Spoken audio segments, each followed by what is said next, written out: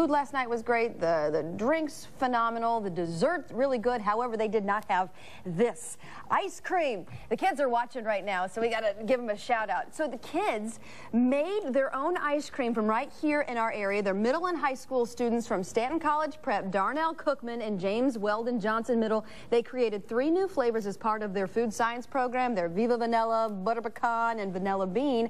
And soon, you at home will be able to buy these in store shelves. So what do you think? Oh my gosh. These kids made this? Are you serious? As part of their food science program, and they're watching right now.